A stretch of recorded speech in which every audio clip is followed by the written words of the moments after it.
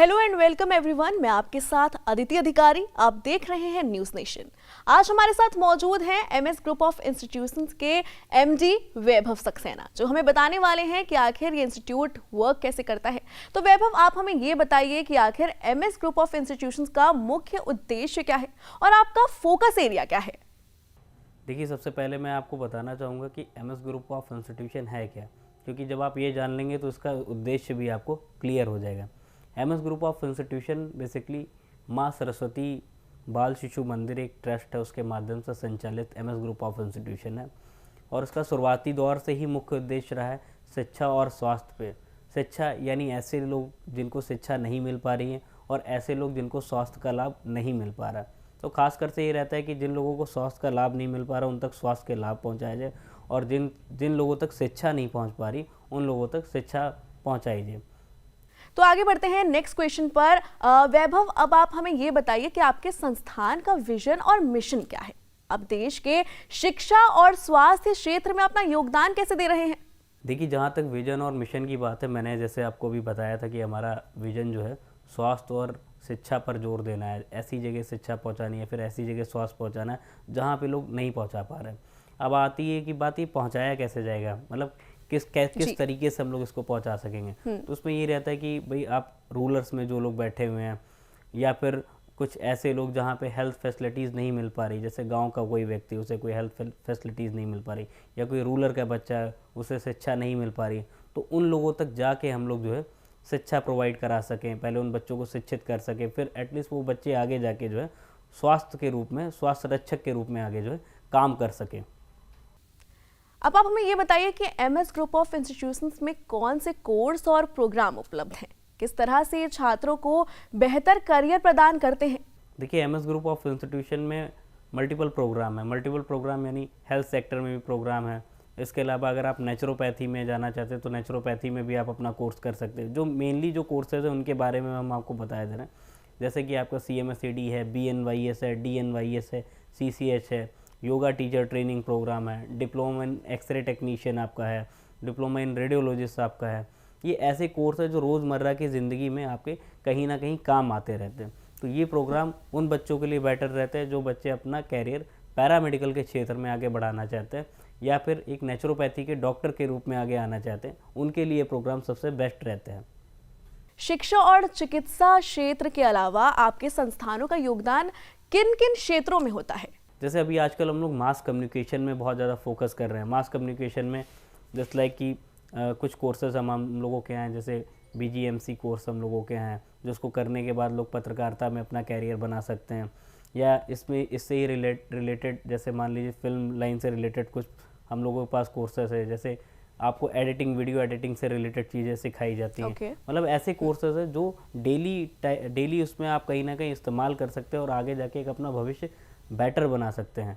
तो इन चीज़ों में भी हम लोग कहीं ना कहीं उपलब्धि लेकर आ रहे हैं। इसके साथ आप फाइनेंस में अगर बात करें तो एक बहुत ज़्यादा फेमस कोर्स है पूरे इंडिया में, diploma future and option trading. आपने देखा होगा कि आज की डेट में बहुत सारा जो युवा है वो बहुत सारा पैसा जो है बेकार कर रहा है। मतलब बेकार इन द सेंस कि कर रहा है कि आप वो ट्रेडिंग तो कर रहा है, यानी आजकल वो लोग वीडियोस देख लेते हैं, कहीं ना कहीं इन्वेस्टमेंट करना शुरू कर देते हैं, बट उनको एक्चुअल में ये नहीं पता रहता कि इन्वेस्टमेंट करे कहाँ। तो उसके भी हमारे पास ऑनलाइन प्रोग्राम रहते हैं जिसमें डेली 2 साल के लिए हम लोग प्रॉपर सिखाते हैं कि इन्वेस्टमेंट कैसे करना है। अगर आपको फ्यूचर एंड ऑप्शन में ट्रेडिंग करनी तो ट्रेडिंग कैसे करनी, या कोई ट्रेड लेना है तो आपको कैसे ट्रेड लेना है। और इंडिया में हमारा सर्टिफाइड इंस्टीट्यूशन है जहाँ से आप ये कोर्स कर सकते हैं। आपने शैक्षिक और स्वास्थ्य सेवा क्षेत्र में अपनी सफलता के लिए किन चुनौतियों का सामना किया है और उनसे कैसे आप निपटते हैं। देखिए, चुनौतियों का सामना सबसे बड़ा ये करना पड़ सकता है कि जैसे आज की डेट में क्या है कि जैसे मैं नेचुरोपैथी का कोर्स रन कर रहा हूँ, तो नेचुरोपैथी में पेशेंट जो होता है, पेशेंट क्या होता है, सडनली रिलीफ चाहता है। उसको चाहिए कि भाई तुरंत मैं आया, मुझे एक टैबलेट मिल जाए, उससे मुझे तुरंत आराम मिल जाए। लेकिन वो ये नहीं जानता है कि उस टैबलेट का आगे कितना दुष्परिणाम हो सकता है, इसका नुकसान कितना उसकी बॉडी पे हो सकता है, ये चीज़ वो नहीं समझता है। तो नेचुरोपैथी से कहीं ना कहीं कभी कभार मैंने देखा है लोग थोड़ा सा अवॉइड करते हैं, लेकिन आज की डेट में देखिए कई बार आपने देखा होगा कुछ इन्फ्लुएंसर्स ले सकते हैं या फिर बड़े बड़े क्रिकेटर्स हो सकते हैं जिन्होंने अपनी वाइफ को जो है कैंसर नेचुरोपैथी के तरीके से उन्होंने सही करा। हाल ही में वीडियो बहुत ज़्यादा वायरल हो रहा है, तो उस चीज़ को भी आप बहुत ज़्यादा देख सकते हैं। इससे भी एक आप मोटिवेशन पा सकते हैं कि नेचुरोपैथी में आपको सपोर्ट मिलेगा। और चुनौतियाँ सबसे बड़ी ये है कि लोगों को मनाना पड़ता है, लेकिन हाँ एक समय आएगा, धीरे धीरे लोग कन्वर्ट होना शुरू हो जाएंगे नेचुरोपैथी के प्रति और जागृत रहेंगे कि हाँ कि मुझे क्या चीज़ खानी, क्या चीज़ नहीं खानी और अपने आप का ट्रीटमेंट हम कैसे कर सकते हैं। अब हमें वैभव आप ये बताइए कि एमएस ग्रुप ऑफ इंस्टीट्यूशंस के तहत सामाजिक कल्याण और धर्मार्थ कार्यों पर भी क्या फोकस है? आपका संगठन सामाजिक उन्नति में योगदान कैसे दे रहा है? देखिए, सामाजिक उन्नति की अगर बात करी जाए तो हमारे पास बहुत सारे ऐसे बच्चे आते हैं जिनके पास कभी कभार फीस की प्रॉब्लम रहती है, या फिर जिनके पास कभी कभी ऐसी स्थिति आती है कि अगर वो बच्चा आ गया तो उसको हॉस्टल लेने में दिक्कत है, या फिर ऐसा बच्चा आ गया जो सेल्फ फाइनेंस होता है। Self finance in the sense जो कोर्स करने तो आ गए लेकिन अपनी फैमिली के भरोसे नहीं आ रहा है। मतलब उसको उम्मीद है कि एमएस ग्रुप ऑफ इंस्टीट्यूशन में चले जाएंगे तो सर क्या जॉब भी एक मिल सकती है और हम अपना जो है कोर्स भी कर सकते हैं। तो ऐसे बच्चों के लिए भी हम अपने यहाँ स्वागत करते हैं कि आप हमारे यहाँ आइए, क्योंकि हमारी विंग्स भी, पैथोलॉजी विंग्स है, हमारी हॉस्पिटल विंग्स है, मैन्युफैक्चरिंग विंग्स है, उसमें आके बच्चा आराम से एज ए जॉब भी कर सकता है। अगर हमारे पास वैकेंसीज रहती तो उसमें हम लोग मैनेज कर लेते हैं। अगर नहीं भी होती तो हमारे जो कलीग्स हैं या फिर आस पड़ोस के लोग हैं उनको थोड़ा सा बोल देते कि अगर आपके यहाँ कोई नीड है तो एक बच्चे को आप आराम से बुला सकते हैं। तो इस तरीके से हम लोग सामाजिक तौर पे भी उनको कहीं ना कहीं सपोर्ट करने की पूरी कोशिश करते हैं। एमएस ग्रुप ऑफ इंस्टीट्यूशंस के लिए आपके पास क्या ऐसे नए पाठ्यक्रम और भविष्य के विस्तार की योजनाएं हैं? देखिए, नए पाठ्यक्रम की अगर आप बात करें तो मेरा मेन फोकस, हमारे संस्थान का यही फोकस रहता है कि हम लोग ऐसे कोर्सेज लेके आएँ जिससे बच्चे जो हैं तुरंत जॉब पा सकें, नौकरी पा सकें, जिससे उनको किसी भी प्रकार की प्रॉब्लम ना हो। एग्जाम्पल के तौर पे आप ले लीजिए, आज की डेट में सबसे ज़्यादा कॉस्मो के कोर्स आपको देखने को मिलते होंगे। हर व्यक्ति जो है, चाहे किसी के यहाँ शादी हो, चाहे किसी के यहाँ बर्थडे हो या फिर कुछ भी हो, वो चाहता है कि हम जो है टीम टाम एकदम फर्स्ट क्लास दिखें। लेकिन क्या है कि इतने लोग जो हैं फुलफ़िल नहीं हो पा रहे हैं। मतलब जितने लोगों को रिक्वायरमेंट है आज की डेट में, इसमें स्किलफुल लोगों की बहुत कमी है।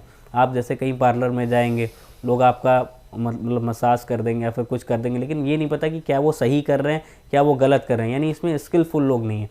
तो हमारा मेन फोकस है आने वाले समय में इन सभी चीज़ों पे भी कोर्सेज लाने का, जिससे कि एक सही तरीके से सही डायरेक्शन में लोगों की हेल्थ का भी ध्यान रखा जा सके और लोगों के खूबसूरती का भी ध्यान रखा जा सके।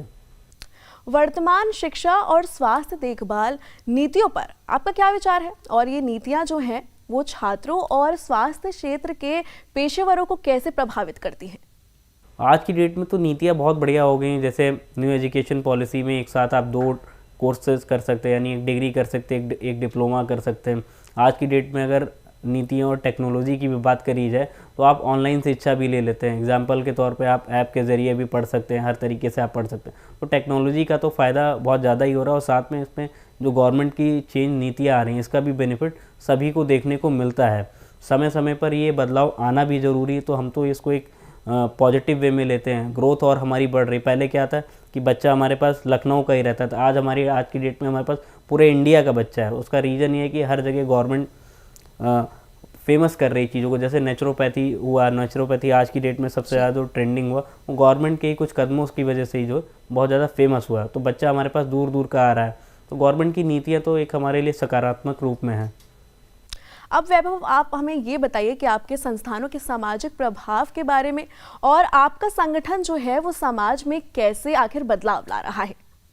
देखिए, मेरा सबसे बड़ा जो बदलाव है समाज के प्रति, या मेरे संस्थान का सबसे बड़ा जो बदलाव है वो सिंपल सा बदलाव ये है कि हम लोग आपका डाइट प्लान से लेके सुबह उठने से लेके शाम के सोने तक का पूरी चीज़ें चेंज कर रहे हैं।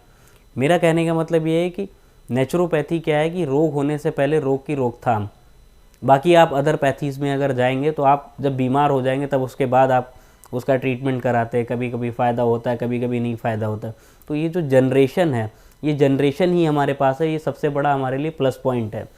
अगर आप बीमार ही नहीं होंगे तो हमारी जनरेशन कुछ नया सोच पाएगी, कुछ इनोवेटिव कर पाएगी, समाज में एक नया बदलाव ला पाएगी। तो नेचुरोपैथी से बड़ा तो बदलाव आज तक तो मुझे लग रहा है किसी के पास नहीं। इनफैक्ट मैं कई लोगों को भी फॉलो करता हूँ, जितने भी बड़े बड़े इन्फ्लुएंसर्स हो गए या फिर जो कंपनी के बड़े बड़े डायरेक्टर हो गए, मैं कभी कभी उनके इंटरव्यू सुनता हूँ तो मैं देखता हूँ कि उनका एक टाइम शेड्यूल रहता है कि भाई टाइमिंग के हिसाब से चीज़ें करनी, कितना खाना खाना है, कितना नहीं खाना, सारी चीज़ें क्लियर रहती। ये सारा नेचुरोपैथी का पार्ट है। मतलब अगर आपको पता है कि आपको कितनी कैलोरी लेनी है तो ये नेचुरोपैथी का पार्ट है। या इसका मतलब ये नहीं कि आप किसी और पैथी में जा रहे हैं। इससे आपको बीमारियां भी नहीं होंगी, और जब बीमारियां नहीं होंगी तो समाज में एक बदलाव अलग आएगा। और आपको जाहिर सी बात, जब समाज में बदलाव अलग आएगा तो हमारा भारत देश पर जो है आगे बढ़ेगा। Okay Vaibhav, that's it for today. It was nice having you here. और हम चाहते हैं कि आपका जो इंस्टीट्यूट है वो आगे भी तरक्की करता रहे और समाज में ऐसे ही लोगों की हेल्प करता रहे।